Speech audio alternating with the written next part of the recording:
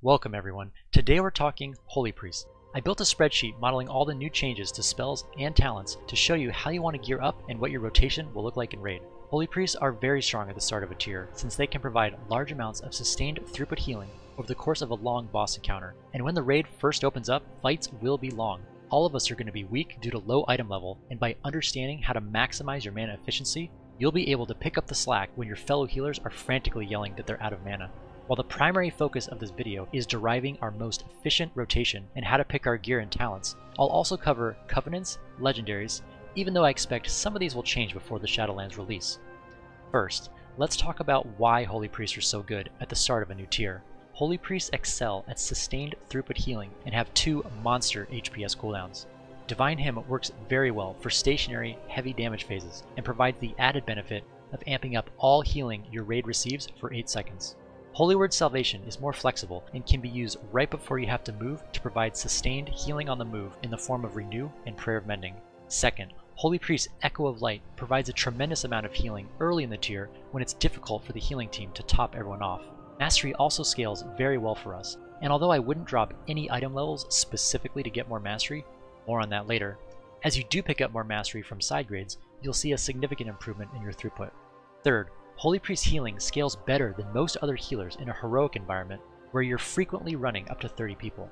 Even mythic guilds will be running heroic for a significant period of time, especially since heroic item level is higher than mythic plus, and since the last 2 bosses drop higher item level loot.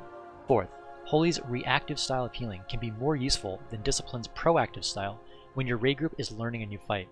So even for you hardcore Discipline players out there, it might not be a bad idea to have a Holy set ready to go. Now let's dive into the spreadsheet where I modeled mana efficiency and stat weights for heroic and mythic item levels. This spreadsheet aims to answer 2 questions. What is the mana efficiency of each spell, and which stats would we prioritize to maximize our mana efficiency? The answer to these 2 questions will help us answer 2 other questions we have. What should my rotation look like in raid, and what gear should I aim to get? Let's start with stats. I modeled our stat budget at 213 and 226 item level, which corresponds to the average item level in heroic and mythic difficulty. As you can see, Haste isn't even factored in, since it doesn't actually affect the healing to mana ratio for any individual spell except Renew. I'm not saying here that Haste isn't important, just that it doesn't change the tooltip healing value or mana cost, so it doesn't directly impact the mana efficiency question we're trying to answer. That being said, Haste does increase your overall mana efficiency since Haste reduces the cooldown of our 2 most efficient spells, Circle of Healing and Prayer of Mending. Let's look at the healing weights. Keep in mind, this model is designed to give us general trends with our stat weights. I chose to evenly distribute secondary stats, which is meant to simulate the beginning of the tier where we're going to be equipping the best item level gear. Remember earlier when I said mastery is good but I wouldn't take it over item level? Here's why. Intellect's value relative to secondary stats is huge. As time goes by, the secondary stats will climb, but the difference is overwhelming at the start of the tier. Obviously, if one of your items has a socket or leech, you'll have to factor that in, but in terms of raw gear with no added benefits, take item level above all else. As is looking right now, this is the stat priority I plan to use, and keep in mind, these weights are purely for mana efficiency, not overall healing per second. Intellect is your best stat, followed by Mastery, Versatility, Crit, and Haste. Why Versatility over Crit when Crit's weight is higher? Some people may disagree with me on this one, but these 2 stats are very close, and Versatility gives you the added benefit of damage reduction, which pushes it over the edge in my book for overall value. Haste is the lowest priority because it doesn't significantly contribute to the mana efficiency of your spells. Haste is also less important because if you really need Haste for specific parts of a fight, you can always Power Infusion yourself. Personally, I plan to reserve Power Infusion for our top DPS players' 2-minute cooldown burst, but how you use your Power Infusion is completely up to you. It's very possible that some fights might have large HPS checks requiring you to use Power Infusion on yourself. One cool trick with Power Infusion is if you use it right before casting Holy Word Salvation, it will add roughly 20 to 25% total healing to your renews. Now, let's take a look at the mana efficiency of each spell and when you should be casting each one. One thing to note is I didn't see any difference in relative efficiency between heroic and mythic item level, so you don't have to worry about changing your rotation based on gear. As you might expect, Circle of Healing and Prayer of Mending are at the top of the list, assuming they hit their full number of targets. Keep Prayer of Mending on cooldown whenever possible, prioritizing hitting a target you know will take damage quickly. Prayer of Mending is back to being instant cast, enabling you to once again use it while on the move. Circle of Healing is still very efficient at 3 or more targets, so keep it on cooldown if at least 3 people aren't at 100% health. Heal has always been a very efficient spell. However, with its long cast time and 1 target limit, the overall HPS is low if you just sit there spamming it. I usually try to cast Heal in between larger AoE spells to balance throughput with mana efficiency early on in the tier. The next spell on the list for efficiency is actually Renew. Conventional wisdom has usually been to avoid hard-casting Renews. However, since they're the only spell that scales with Haste, Renew is actually not a bad spell to use on targets that will be taking continuous damage for 15 seconds. Keeping Renew on tanks or players with ticking dots is a good way to prioritize healing targets that need a little extra healing. Renew is also a great option to use during heavy movement phases since it's one of the few instant cast spells. Next on the list is Prayer of Healing, hitting 5 targets. Prayer of Healing is your largest no cooldown AoE, but comes with a very steep mana cost of 2500 mana. The entire reason you want to carefully conserve your mana is so you can dump mana into this spell during heavy damage phases requiring high HPS. Your management of this spell will likely determine whether or not you have enough mana toward the end of a boss fight during progression. Prayer of Healing is one of our best tools to heal 5 targets, but try to avoid spamming it over and over early in the tier. Next on the list is Binding Heal, a talent we haven't seen for a while since it competed with Circle of Healing in BFA. But in Shadowlands, Circle of Healing is baseline, so Binding Heal becomes an option again. I've been looking at this talent row and actually really like its design. I think the highest parses at the end of the tier will be using Prayer Circle. However, since our goal is to avoid spamming Prayer of Healing at the beginning of the tier, I don't think Prayer Circle is the play unless there's a fight specifically warranting those fast prayers. Binding Heal is your most efficient spell for 3 targets outside of Circle of Healing, but I don't see too many situations for this, since in Raid, you're rarely in a situation where exactly 3 people, including you, need healing. If at least 5 people need healing, it's going to be more efficient and more throughput to alternate Prayer of Healing with Heal instead of using Binding Heal. Finally, Surge of Light gives you free and instant flash heals. This looks like the go-to talent for early progression, since it gives you more options on the move and increases your HPS without costing any extra mana. Just be sure not to let it sit at 2 charges so you don't waste uses. The bottom half of this list is mostly your AoE spells on 3 or fewer targets, along with Power Word Shield and Flash Heal. Power Word Shield is a welcome addition to the Holy Toolkit. While it isn't the most efficient spell, it feels really good having access to a shield. As a spec that doesn't have any damage reduction, Power Word Shield can be used to increase the effective health pool of a target before taking a large amount of incoming damage, or as a filler during heavy movement phases when you're unable to stop and cast. Finally, Flash Heal is simply our quick heal to be used in emergency situations, or with Surge of Light procs. Don't hesitate to use it if you think it's needed, but use it sparingly and rely on your rotation and Echo of Light to minimize the need to use Flash Heal. One good way to avoid the steep mana cost is to maintain 1 charge of Surge of Light at all times. Get a weak aura that flashes when you have 1 charge and only a few seconds remaining on the buff. This way, you can save it for an emergency, but you still get a nice reminder before you lose the free healing. Next up is our Holy Words. Holy Words are the cornerstone of the Holy Priest and add a lot of power and fun to the spec. Many of our normal rotational spells reduce the cooldown of our Holy Words, which implicitly adds HPS and efficiency to those spells. Ideally, you want to keep Holy Word Serenity and Holy Word Sanctify on cooldown as much as possible, both because they are very large and efficient heals, and because they reduce the cooldown of Holy Word Salvation, our largest cooldown.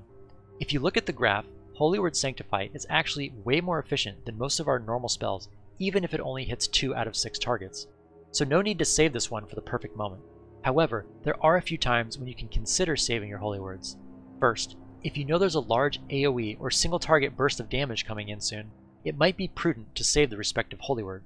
Second, you should ideally have both Holy Words off cooldown before you cast Holy Word Salvation, so you can immediately cast both and trim the first 60 seconds off your Salvation cooldown. Speaking of Holy Word Salvation, let's take a look at the mana efficiency of our larger cooldowns. Holy Word Salvation is the largest and most efficient of our cooldowns.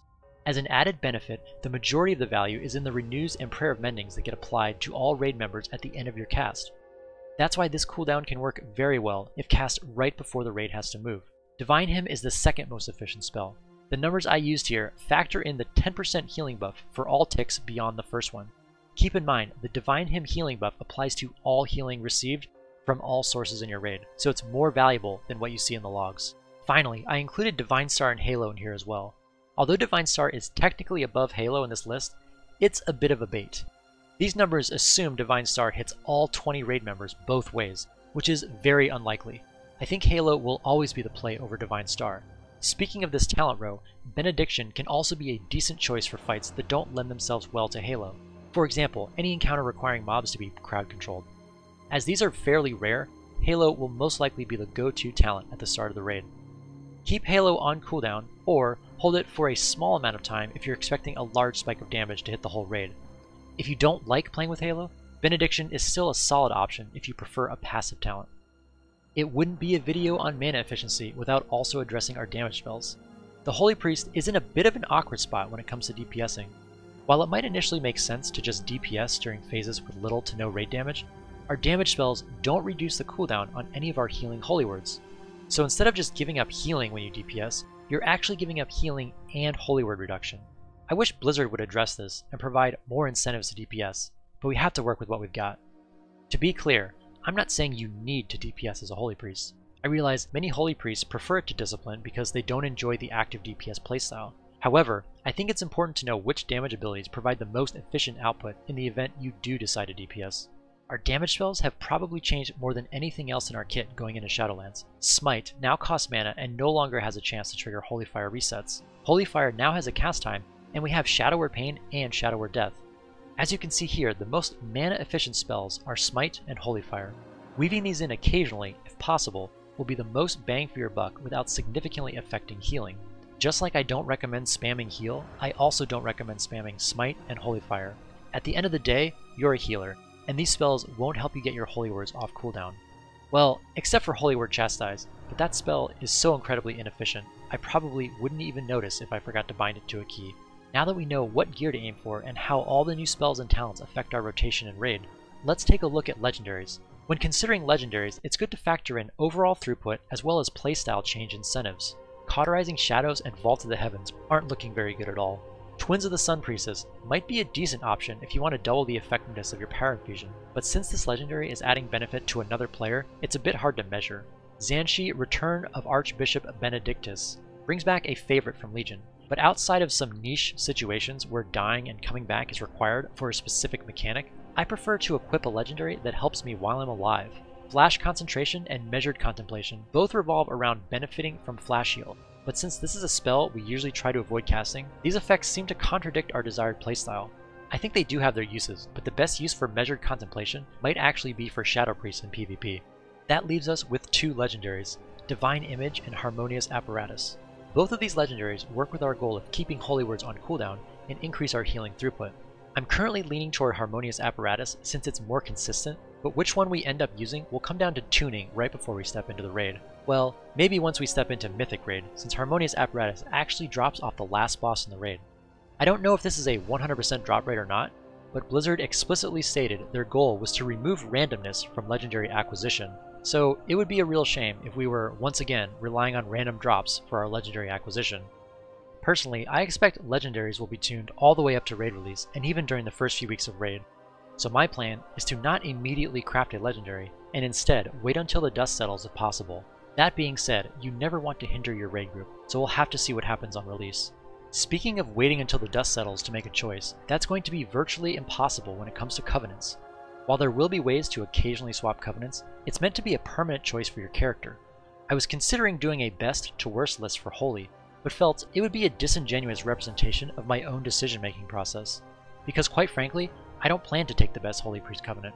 Now, this is all dependent on how you play the game. If you exclusively play Holy in Raid and Mythic Plus, then Kyrian is most likely going to be your best Covenant. But personally, I play Holy Disc and Shadow, and I raid, PvP, and do Mythic Plus, just like many of you. I've tested and researched all Covenants, Conduits, and Soulbinds, and came to one conclusion. There is no best Covenant for the Priest for all the content I want to do. For that reason, unfortunately, I plan to go with the Covenant that is least intrusive to my playstyle. In my opinion, Mind Games and Door of Shadows from the Venthyr Covenant are the abilities I can see myself using in all specs and content types. It's unfortunate that Covenants have come to this.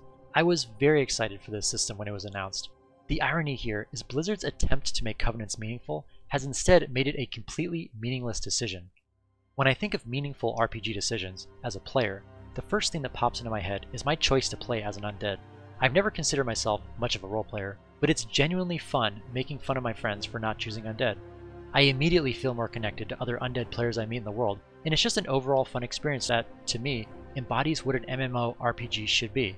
But, as someone who would never sacrifice performance for a cosmetic effect, if one race was more powerful than another, I would immediately swap to that race, and all the fun RPG elements I enjoy in the game would be lost. Sorry for the rant, but I really wish Blizzard acknowledged that the only way to keep meaningful RPG elements in the game is to decouple them from player power, because at the end of the day, would you prefer a choice as meaningful to the player or meaningful to the DPS meter? Well, there you have it everyone. I hope this guide will help you hit the ground running in the new raid. If you enjoyed this video, please consider giving it a like and subscribing to my channel so you don't miss any of my upcoming guides. Good luck in Shadowlands, and I'll see you next time.